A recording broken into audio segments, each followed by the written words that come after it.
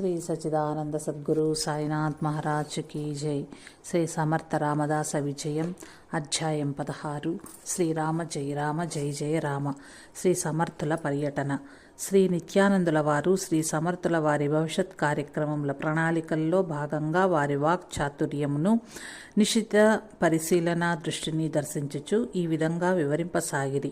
విద్యాసాగర, శ్రీ సమర్థ రామదాస స్వామి వారు శ్రీరామ భక్తి ప్రచారమే ముఖ్య సాధనంగాను, తద్వారా హనుమంతుని కృప సకల జనులకు లభ్యపడుతుందనే విశ్వాసంతో దేశంలో ధర్మస్థాపనకు కలిగే ఆటంకాలను అధిగమించటానికి ఇదే కీలక మార్గమని నమ్మికతో తమ ప్రణాళికను నిర్ధారించుకున్నారు. ఆ పర్యటన సమయంలో ముఖ్యంగా శ్రీరామనామ సంకీర్తనలు, భజనలు, సత్సంగములలో దివ్య ప్రవచనములు భక్తులలోని భావాలను ఉత్తేజపరిచే విధంగా ఉండేవి.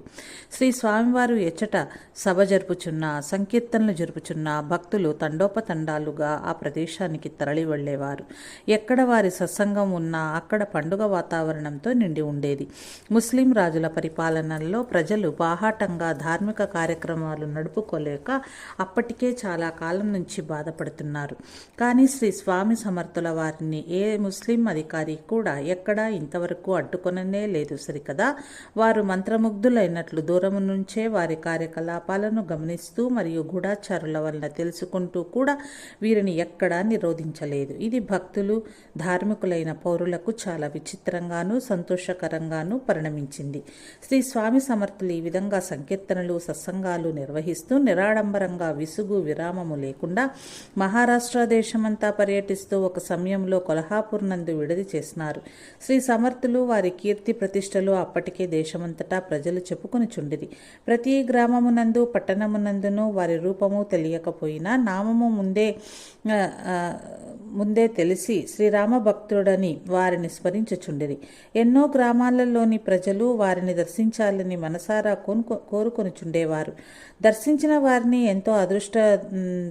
వారిని ఎంతో అదృష్టవంతులని భావించి వారికి వందనం చేస్తూ ఉండేవారు. శ్రీ స్వామి వారి ప్రవచన సారాంశములను నిరంతరం వారి వారి గృహాలలో కానీ వారి గ్రామాలలో కానీ చెప్పుకుంటూ ఉండేవారు. అందుచేత శ్రీ స్వామి రామదాసు గారి ధైర్య సాహసముల ప్రసక్తి దేశమంతటా నడుస్తూ ఉండేది. శ్రీక్షేత్ర కొల్హాపురం అత్యంత ప్రఖ్యాతిగాంచిన క్షేత్రము మరియు అతి పురాతనమైన క్షేత్రము. ఇచ్చట శ్రీ మహాలక్ష్మి మాత నెలకొలి ఉన్నది. దానికి కారణం కోలాసురుడను రాక్షసుని అచ్చట వధించినది ఆ మహాలక్ష్మి. ఆ రాక్షసుని అంతిమ కోరికను మన్నించి తాను అచ్చట నెలవు చేసుకుని ఉందునని అతని పేరు చిరస్థాయిగా ఉండునట్లు కోలాపురమని ఆ క్షేత్రం ప్రసిద్ధి చెందునని వరమిచ్చింది. మహాలక్ష్మి మాత కల్పతరువే. ఆమెను ఆశ్రయించిన వారికి కొంగు బంగారమేనని ఆర్యోక్తి. అంతేకాదు శ్రీ దత్తాత్రేయ స్వామి నిత్యము మాధ్యాహ్నిక భిక్ష ఆమె వద్దనే అనగా ఆ క్షేత్రములోనే చేస్తానని వాగ్దానం చేసి ఈనాటికి నిర్వహిస్తున్నారు. ఇంతటి మహాతల్లి అక్కడ వేంచేసి ఉన్నప్పటికీ ఆ సంస్థానాధీశులే కాక ప్రజలు కూడా యవనరాజుల దుండగముల వల్ల భయభ్రాంతులై చాటుమాటుగా భక్తి చేసుకునవలసిన పరిస్థితులు అక్కడ నేర్పడి ఉన్న తరుణమది. అటువంటి ప్రదేశానికి శ్రీ సమర్థ రామదాస స్వామి వారు వచ్చినారంటే అందరికీ ఆనందం కాక మరేముంది. సజ్జనులందరూ పరమానందంతో వారికి స్వాగతం పలికినారు. మహాబలేశ్వరంలో శ్రీస్వామి చాతుర్మాసంలో ప్రవచించిన బోధలు విన్నవారు ఈ పట్టణవాసులలో కొందరున్నారు. వారు మరింత కుతూహలంతో ముందుకు వచ్చి స్వామి ఈ క్షేత్రానికి రావటం ఆ ప్రాంత ప్రజల అదృష్టమని భావించినారు. నిత్యము శ్రీ సమర్థులు ఉదయం సాయం సమయాలలో భజనలు, సంకీర్తనలు చేస్తూ మధ్య మధ్య శాస్త్ర విషయములను, శ్రీ రామాయణ మందలి ఘట్టములను వివరిస్తూ ఉండేవారు. కొందరు సజ్జనులు శ్రీ సమర్థులకు అనగా శ్రీరాములకు నివేదనం పేరిట ఆహార పదార్థములను తెచ్చి సమర్పిస్తే దానినే వారు దైవ నివేదనమునర్చిన తదుపరి స్వీకరించేవారు. లేకున్నా రోజు భిక్షాటనమునర్చి నైవేద్యం ఇచ్చేవారు.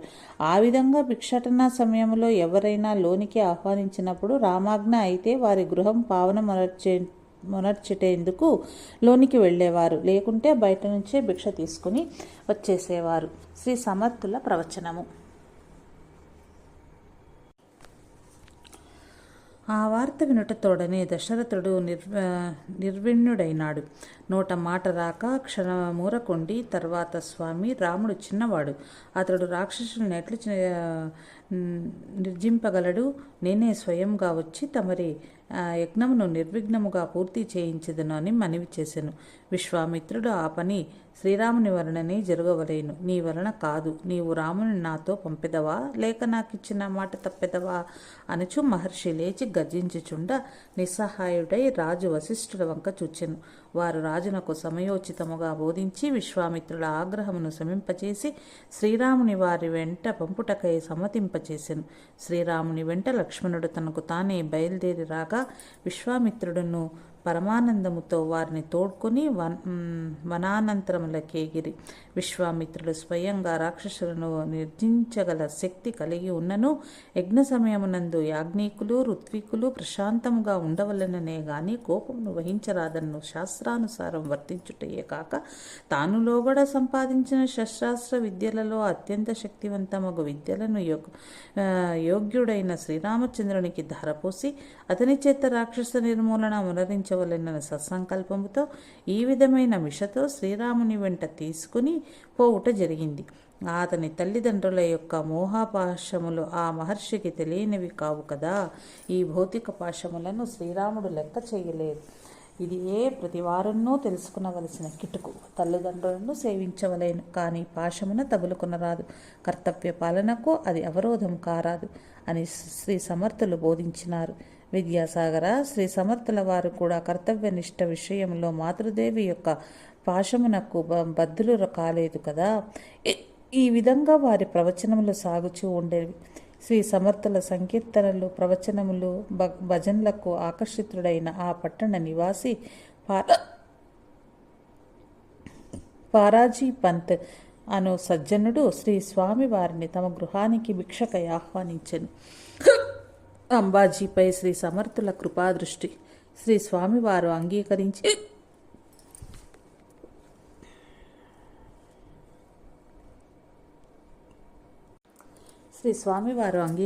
ఒకరోజు వారి గృహానికి భిక్షకై వేంచేసిరి. పారాజిత్ సాదరంగా స్వామివారిని లోనికి ఆహ్వానించి వారి పాదకులను కడిగి ఆ తీర్థం స్వీకరించి తలపై ధరించి అతిథి సత్కార్యములకు ఏర్పాట్లలో మునిగి ఉన్న తన కుటుంబ సభ్యులందరినీ పరిచయం చేయగా వారును శ్రీ స్వామివారికి పాదనమస్కారములు చేసిరి.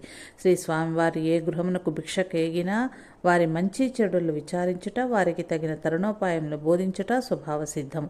ఆ విధంగానే అందరినీ పలకరించుచు, ఏడి నాకు కావలసిన వాడు కనపడలేదు, ఏమైనాడు అని పారాజిత్ పంత్ వంక ప్రశ్నార్థకంగా చూస్తూ అంటూ ఉండగానే ఆయన తన అక్క కొడుకు 9 సంవత్సరాల బాలుడు పాఠశాలకు పోయిన తర్వాత ఆ రోజు సెలవిచ్చారని తిరిగి వచ్చాడు. అతన్ని చూడగానే శ్రీ స్వామి, అడుగో నా పుత్రుడు వచ్చేశాడు అన్నారు. అందరూ ఆశ్చర్యంగా చూస్తూ ఉండగా పారాజీ పంత్ అంబాజీ, నా పుత్రుడు వచ్చేశాడు అన్నారు. అందరూ ఆశ్చర్యంగా చూస్తూ ఉండగా పారాజిత్ పంత్, అంబాజీ ఇటురా, ఈ స్వామివారికి నమస్కరించు అన్నారు. అంబాజోగైలోని అంబాజీ వరప్రసాదంగా వీడు పుట్టాడు. అందుకని అంబాజీ ప్రసాద్ అని వీనికి పేరు పెట్టుకున్నామని పంత్ స్వామికి చెప్పుచుండగానే అంబాజీ పుస్తకాల సంచిన ఒక చోట ఉంచి కాళ్ళు కడుక్కుని వచ్చి శ్రీ స్వామివారికి నమస్కరించారు. శ్రీ సమర్థుల వారు ఆశీర్వదించి అతనితో ఏది కలం కాగితం పట్టుకొనిరా అనగానే సంతోషంతో కలం కాగితం తెచ్చాడు. అరే సిరాబుడ్డి, అడుగున ఒత్తుగా ఉండేందుకు పలక తెచ్చుకో మరి అన్నారు స్వామి. వెంటనే వెళ్ళి తెచ్చాడు. శ్రీ స్వామివారు ఒక శ్లోకం చెప్పి వ్రాయమన్నారు. అతను వ్రాసిన కాగితాన్ని చేతికి తీసుకుని, ఆహా, ముత్యాలు కూర్చున్నట్లున్న వ్రాత చాలా బాగుంది అని మెచ్చుకుని కలం కడిగి జాగ్రత్తగా దాచుకో, సిరా క్రింద ఒలికిపోకుండా జాగ్రత్తగా పెట్టిరా అన్నారు. ఆ బాలుడు అలాగే చేసి వచ్చి చేతులు కట్టుకుని నిలబడినారు. శ్రీ సమర్థుల రాకతో వారి దర్శనంతో కుటుంబ సభ్యులందరూ ఆనందపరవశులైనారు. శ్రీ స్వామీజీకి తమకు ఏదో పూర్వజన్మ సంబంధం ఉన్నదేమో అన్నంతగా వారి మనసులో అనిర్వచనీయమైన దివ్యానుభూతులు కలిగినాయి. శ్రీ స్వామి అంబాజీని తన ప్రక్కనే కూర్చుండబెట్టుకుని భిక్ష స్వీకరించినారు. తర్వాత వారింట్లో అందరికీ వీడుకోలు పలికే సమయంలో పారాజీ పంత్ను ఉద్దేశించి, పంత్ వీడు నాకు కావాలి, లోక కళ్యాణకారకుడైన బాలుడితడు, వీనిని నాకిచ్చేయమని అంటూ, ఇప్పుడు కాదులే, నేను తర్వాత వస్తాను, అప్పుడు వెళ్తానులే అని అనగానే పారాజీ పంత్కు నోటమాట రాలేదు. ముందు రోజున శ్రీ సమర్థుల వారి ప్రవచనం విని ఉన్నాడు కదా విశ్వామిత్రునితో. శ్రీరాముని అనుసరణ అదంతా మనసులో మెదిలింది. అంతలో ఒక స్త్రీ స్వామి అంబాజీ తల్లి అతన్ని వదిలి ఉండలేదు. తల్లి బిడ్డలను విడదీయుట మీ వంటి వారికి సమంజసం కాదేమో, మమ్మ కూడా అతనితో పాటు ఎక్కడికంటే అక్కడికి తీసుకుని వెళ్ళండి, మాకు కూడా గురుసేవ చేసుకునే భాగ్యం ప్రసాదించండి అంటూ సమయానికి తగినట్లు మాట్లాడింది. అప్పుడు శ్రీ సమర్థులు, ముందు వాడు నాతో వస్తే తర్వాత సమయం వచ్చినప్పుడు మిమ్మల్ని అందరినీ వాడే రప్పించుకుంటాడు, తొందర ఏమీ లేదులే అంటూ వీడ్కోలు పలికి వెళ్ళిపోయిరి. కళ్యాణికు పరీక్ష. కొలది దినముల తర్వాత శ్రీ సమర్థుల వారు కర్హాట్ ప్రాంతంలో పర్యటిస్తూ ఉండగా ఈ విషయం తెలిసి వారాజీ పంత్ తన కుటుంబ సభ్యులతో సహా అక్కడికొచ్చారు.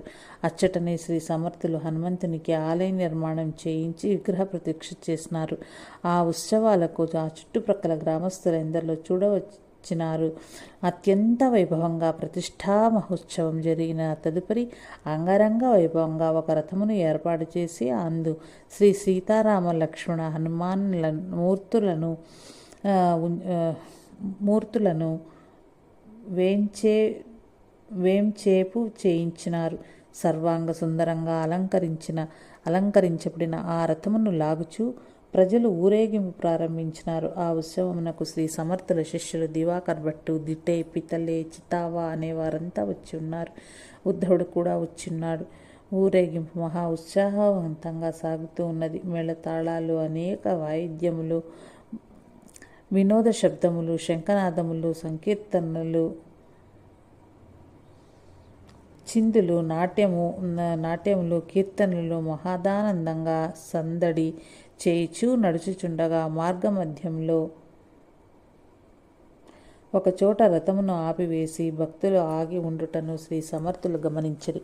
ఒక పెద్ద మామిడి వృక్షం యొక్క కొమ్మ అడ్డుగా ఉన్నందున రథం ముందుకు పోవీలు లేకుండెను. అది చూస్తూనే శ్రీ సమర్థుల వారు శిష్యులతో, అడ్డు వచ్చిన ఆ కొమ్మను నరికివేయండి త్వరగా అని ఆజ్ఞాపించుటయే తడవుగా వారి శిష్యులు చెట్టు ఎక్కి కొమ్మును నరుటకు ఉద్యమించిరి. ఇంతలో ఆ ఉత్సవంను తిలకించుటకై కుటుంబ సమేతంగా వచ్చిన పారాజీ పంత్ శ్రీ సమర్థులు కంటపడిరి. వెంటనే, ఒరే అంబాజీ, ఇటురా అనేదని ఒక గొడ్డలి చేతికిచ్చి, చూడు, ఆ కొమ్మ పైకెక్కి కాళిదాసుని వలె కొమ్మను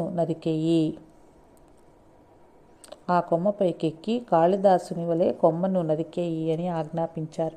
వెంటనే అతని చెట్టెక్కి కొమ్ము పైకి ప్రాకుతుండగా కింద నుంచి అతని తల్లి శ్రీ స్వామివారితో, గురుదేవా, ఆ కొమ్ముపై కూర్చుండి నరికితే నా కొడుకు ఆ క్రిందనున్న బావిలో పడిపోతాడు, అలా వద్దు అంటూ వారించింది. శ్రీ సమర్థులు, పడని ఏమవుతుంది అన్నారు. ఆ తల్లి, అదేమిటి స్వామి, చిన్నవాడు బావిలో పడితే ఎలా మరణిస్తాడు అంది. అలాగా, మరణించని అన్నారు.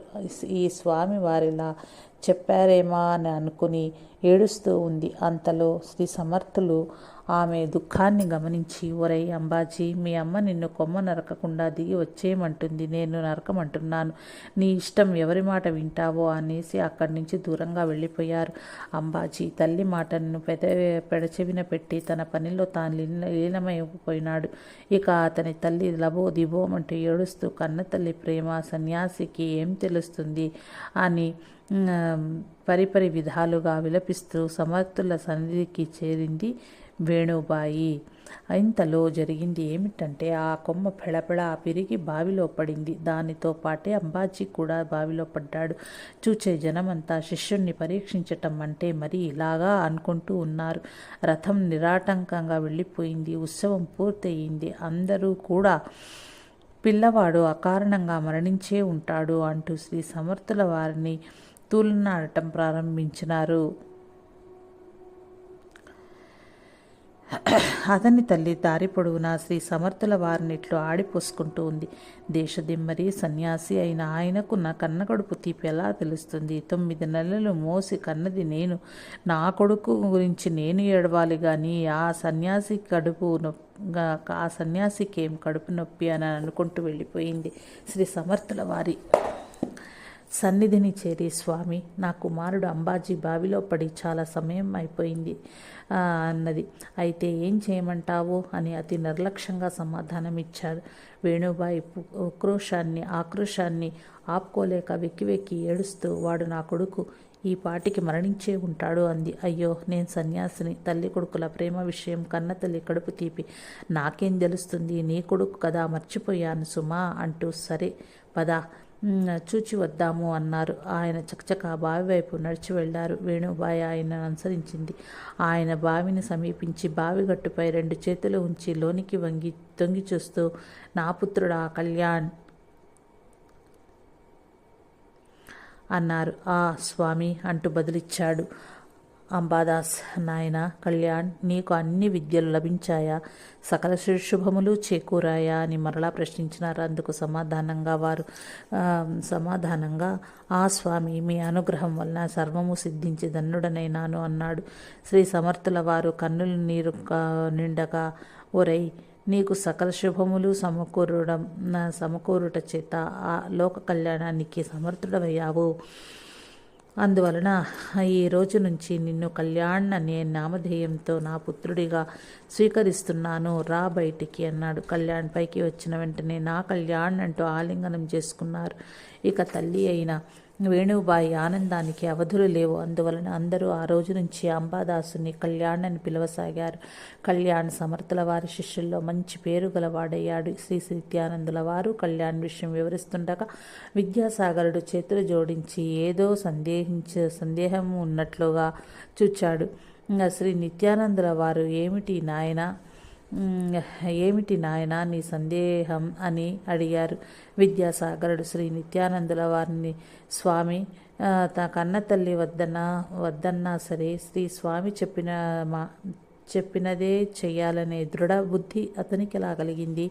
బావిలో పడిన బాలకునికి ఏ విధంగా శుభాలు చేకూరాయి? దయవుంచి వివరించండి అని ప్రార్థించాడు. దానికి శ్రీ నిత్యానందుల వారు ఈ విధంగా వివరిస్తున్నారు. అదా అని సందేహము. పూర్వజన్మ సుకృతం కలిగిన కారణజన్ముడు అంబాజీ. అందుచేత అతనికి గురువాక్య పరిపాలనలో దృఢబుద్ధి ఏర్పడింది. అంతేకాదు సమర్థులైన సద్గురువులు త్రిమూర్త్యాత్మకులు కదా, వారికి సాధ్యాసాధ్యాలు లేవు. శక్తిపాత విధానములలో గురువుల సంకల్పంతో కానీ, దృష్టితో కానీ, వాక్కుతో కానీ, స్పర్శతో కానీ దీక్షా ప్రభావం చేయగలరు. ఆ విధంగా శక్తి లభించాలంటే శిష్యుడు యోగ్యతను పొంది ఉండాలి. ఆ యోగ్యత అన్నది గురువాజ్ఞ పాలన చేయ సమకట్టి మృత్యువునకు కూడా లెక్క చెయ్యక, అనగా ప్రాణాలను సైతము విడవడానికి సిద్ధపడిన శిష్యునికి మాత్రమే కలుగుతుంది. భౌతికంగా కన్నతల్లి వద్దనున్నది అంబాదాసును.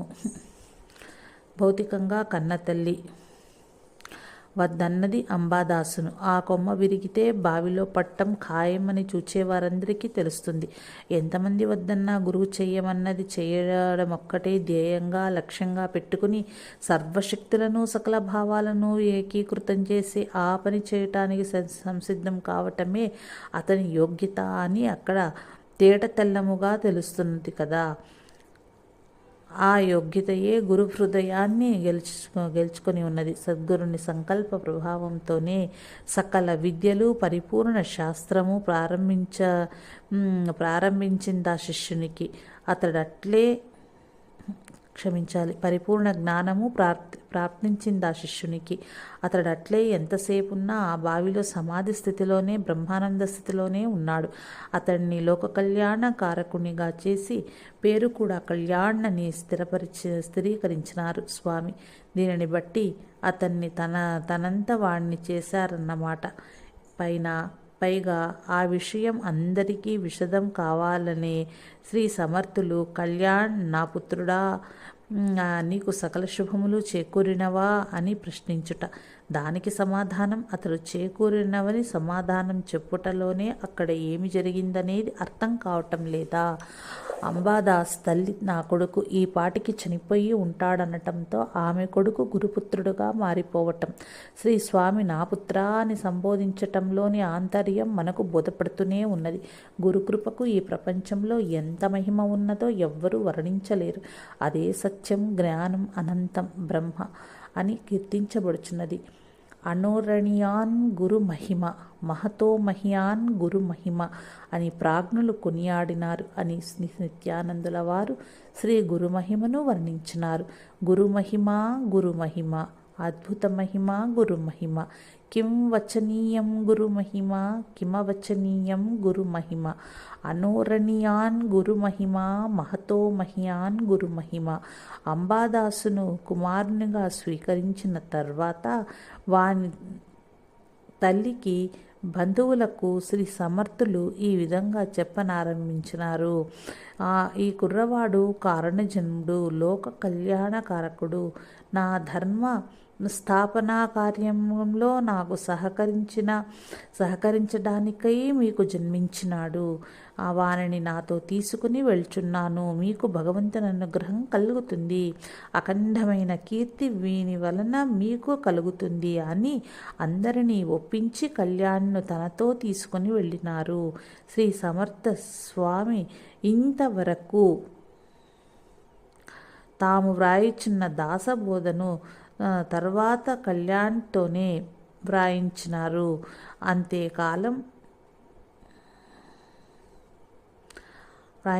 అంతేకాదు శ్రీ స్వామివారి ఉత్తరములు, ప్రతి ఉత్తరములు కూడా కళ్యాణి వ్రాసేవాడు. ఎనలేని భక్తి ప్రపత్తులతో గురువును సేవించుచు తనను తాను మర్చిపోయి సర్వము శ్రీ సమర్థులలోనే చూచుకునేవాడు. అలాగే అతను ఉత్తమ శిష్యుడైనాడు. జై జై రఘువీర సమర్థ, శ్రీరామ జయ రామ జయ రామ.